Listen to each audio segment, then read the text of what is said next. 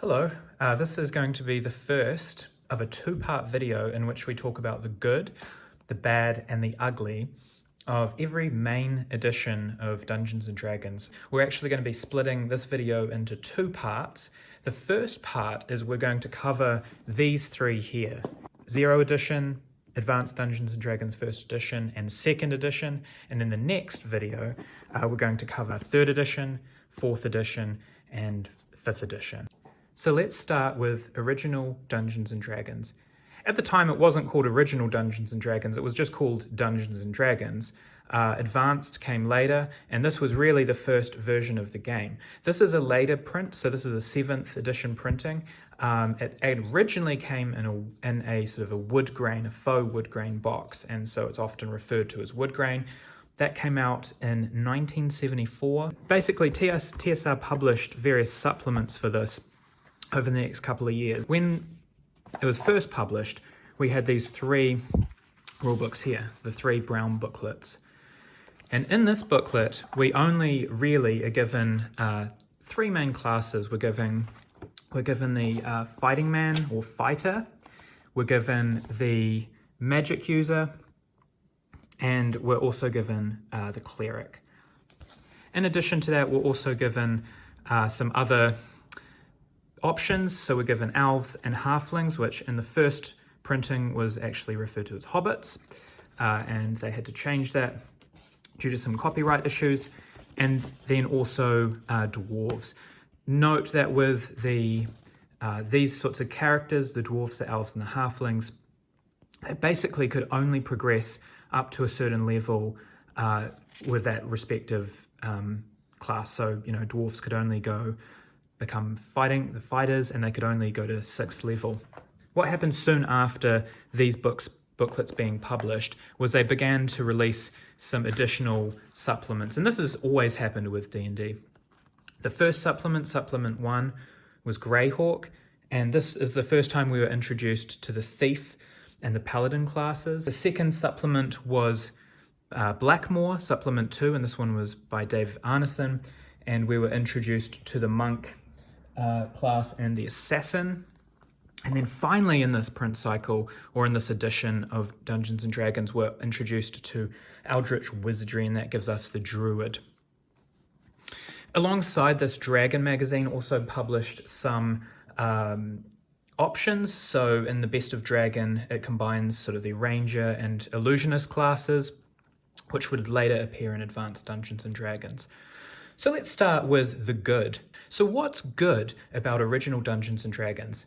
For me, what's really inviting about this is it asks the DM to get involved. It's kind of a framework, a very loose framework of rules. And in its simplest form, it's really just rolling a d20, some d6s, and you've got 3 classes to choose from.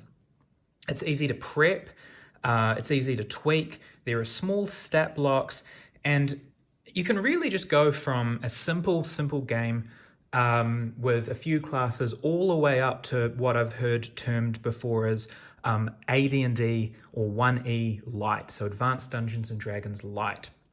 So it really does go from that continuum of a very simple OSR style game that you'd see now to something quite advanced if you're using all the rules. And it really goes from having characters with very little modifiers if you're using the base rules to something where they do start to get more modifiers for stats if you're using some of the supplements. The other thing too is, Judges Guild published a lot of really great material for Original Dungeons & Dragons. This goes to adventures, this goes to supplements like this that are a very good addition to D&D. And so really there's quite a few options for your Original Dungeons & Dragons game. What about the bad and the ugly? So firstly, if you read it, the rules are kind of confusing. If you read it again, the rules are less confusing. And if you read it a third time, you finally start to get your head around it. The way it's written is definitely not optimized by today's standards. But once you get through that density of rules, you really do begin to understand the beauty and simplicity of this game. Another thing that you might not be particularly excited about or would like to use is Descending Armor class. So you actually do need some tables for this to work out the to hits The saving throws are a little bit convoluted, and there's a few things like that where some use of tables may put off players. Luckily, this isn't really a big deal breaker because it's so easy to add some of your own house rules. The other thing that might be a con for people is how expensive it is. This has really gone up in value, especially over the last 5 years. Luckily, you can do, there are PDFs available, and you could create, turn these into booklets. The final thing that I would say is maybe in the bad or the ugly category is the lethality of this game. If you start a first level character, chances are it's gonna die.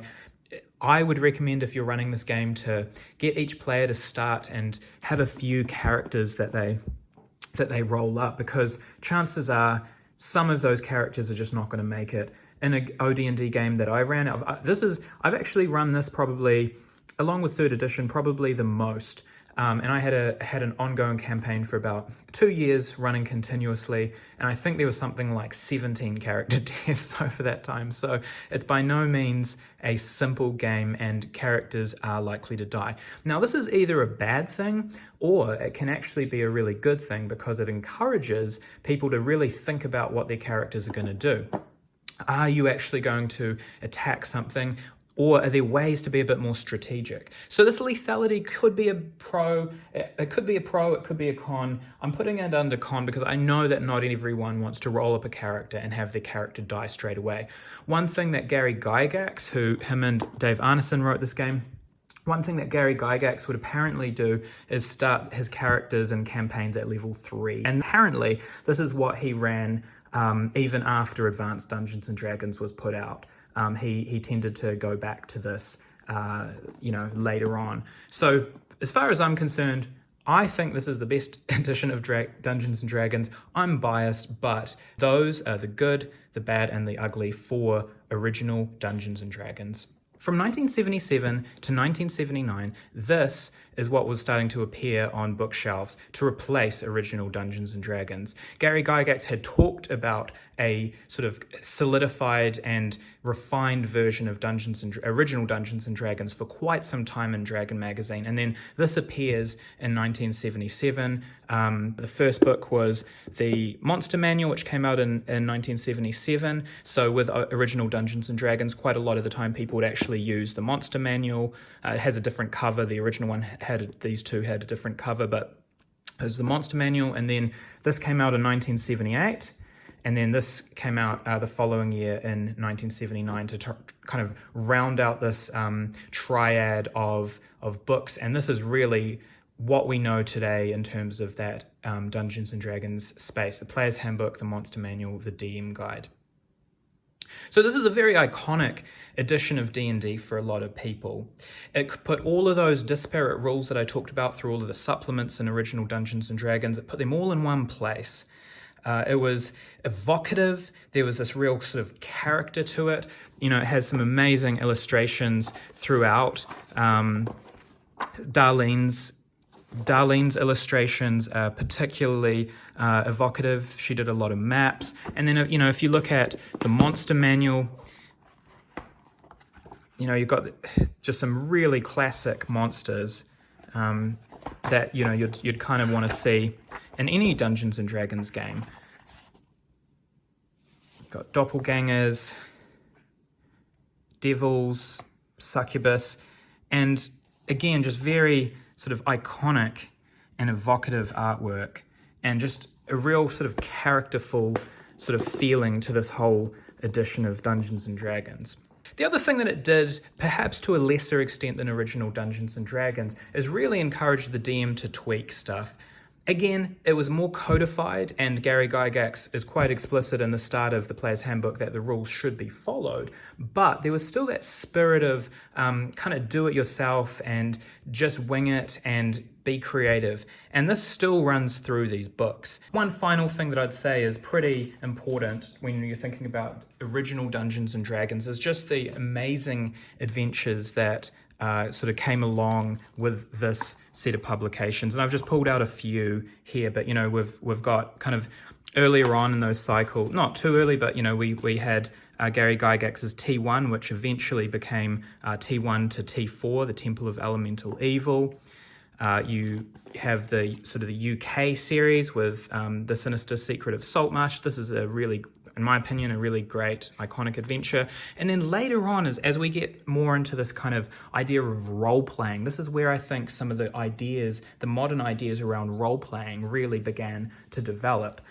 In original Dungeons & Dragons, it sort of had that wargaming ancestry, and that was really clear to see, whereas by the time we get to advanced Dungeons & Dragons, I think people were doing a lot more of what we would consider in a contemporary context role-playing. And this particular set of modules, the Pharaoh series by Tracy and Laura Hickman, including Ravenloft, these authors and the adventures that they were writing for Dungeons & Dragons, advanced Dungeons & Dragons, are thought of now as kind of quite iconic and sort of encouraging role-playing to an extent that it hadn't really been happening before, except, of course, informally in people's groups at home and so forth.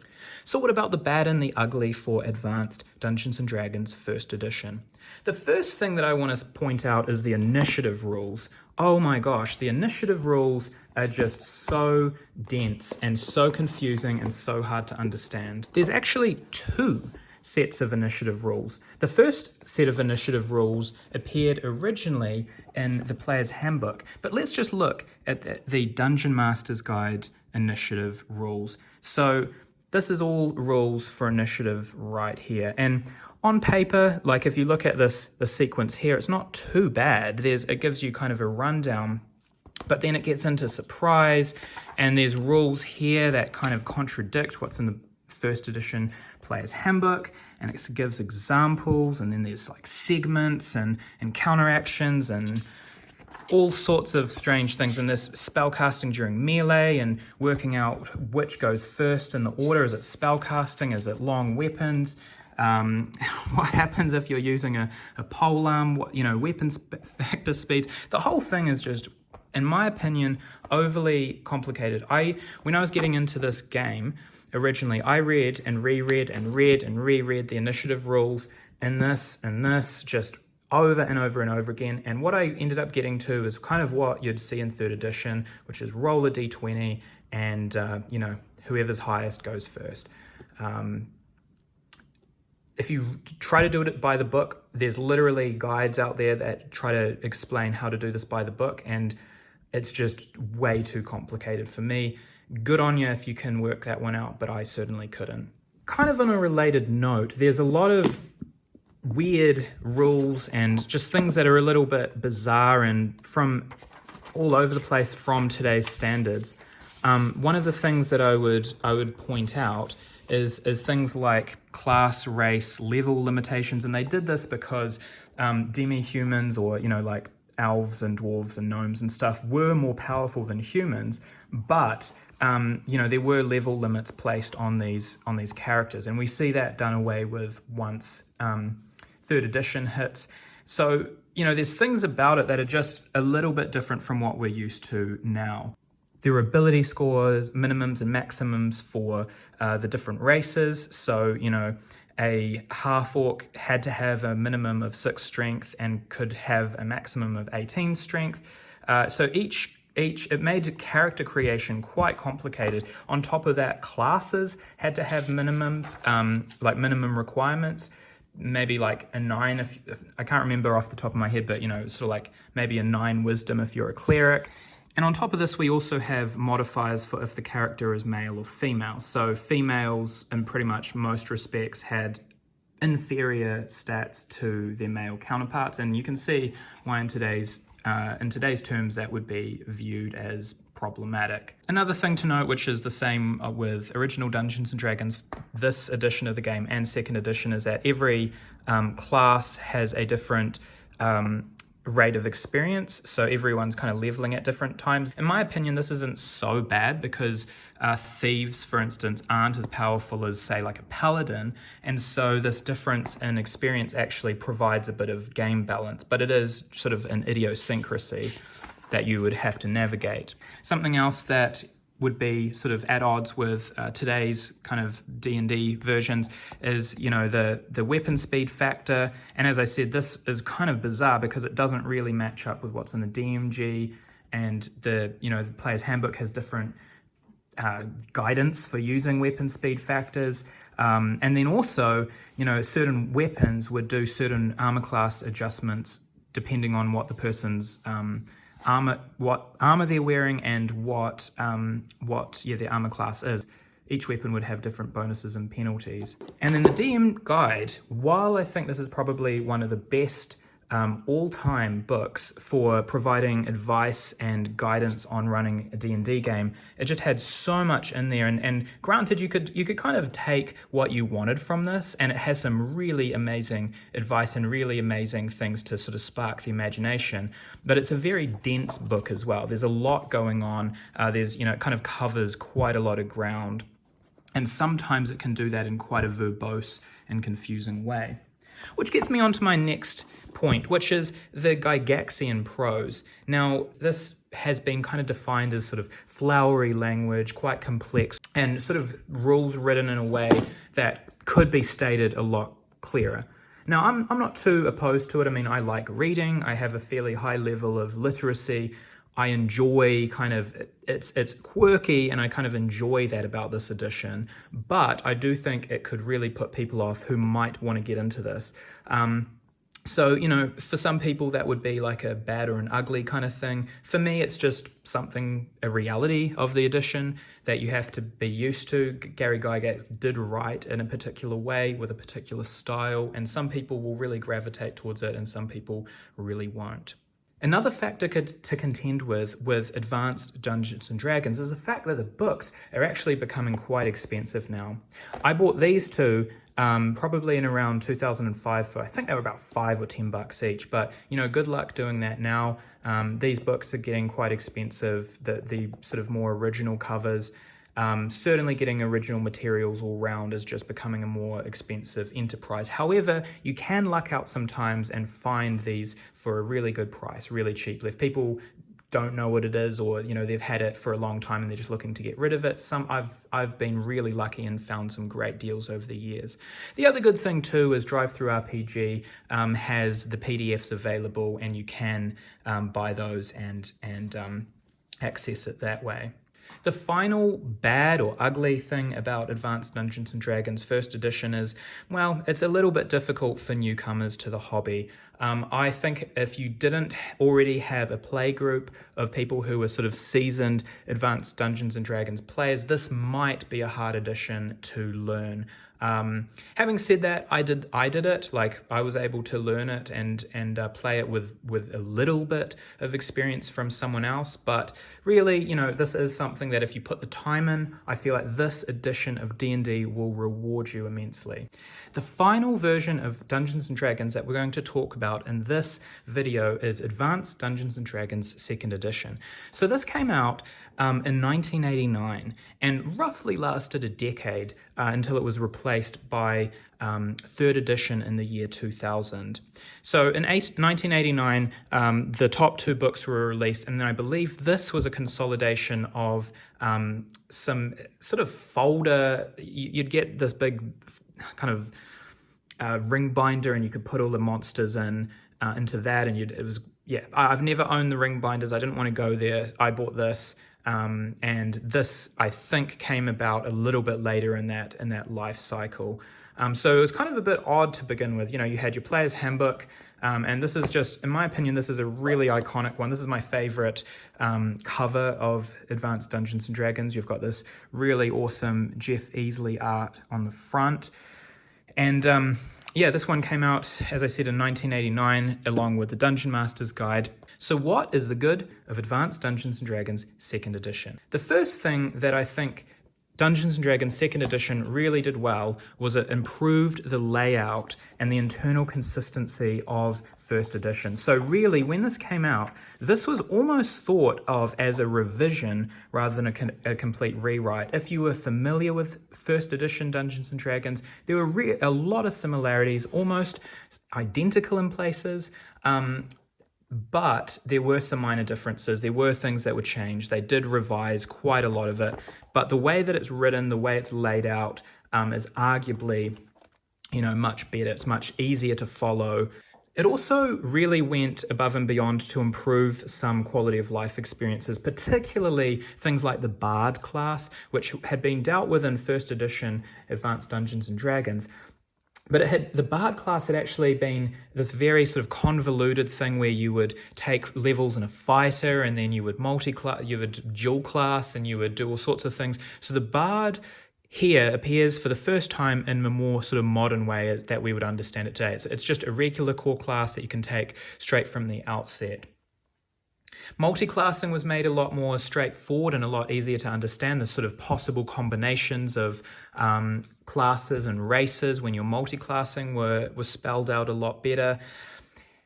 Another good thing about second edition was it still had that old school feel. It had that old school artwork, and the feel of it was still quite gritty, quite lethal, quite flavorful. And one of the really good things is it was virtually compatible with first edition, which meant if you had a bunch of adventures already, or even if you're using a player's handbook from first edition and a player's handbook from here, you could actually run a 1E, 2E game without much issues. Kind of like I said in my third edition video, where 3.0 and 3.5 are compatible. I honestly see it kind of as a similar thing. Overall, it just feels more kind of collected together, more cohesive, and more refined. Another really great thing about second edition was the worlds that it introduced. It had many worlds such as Planescape and Ravenloft and all sorts, and that was a really important part of the edition too. So what about the bad and the ugly? Well, one thing second edition did introduce was THAC0, so to hit armor class 0, and I've kind of touched on this a little bit in my third edition video, but basically it was a way to work out whether you would hit someone based on what you take to hit armor class 0, which 0 is actually a really good armor class. It's all inverted from ascending armor class of what you'd think about today, so lower is better. And it was just confusing. I've never used it. I'm not really into it. I always use ascending. So that was definitely still kind of a bad and ugly from that. And the last thing that I want to say is it just wasn't as characterful as Advanced Dungeons and Dragons first edition. So there you have it. That's the first 3 editions of Dungeons and Dragons, and we've done the good, the bad, and the ugly. Hope you'll stick around for the next video when that comes out, where we'll be exploring 3rd edition, 4th edition, and 5th edition. So stay tuned.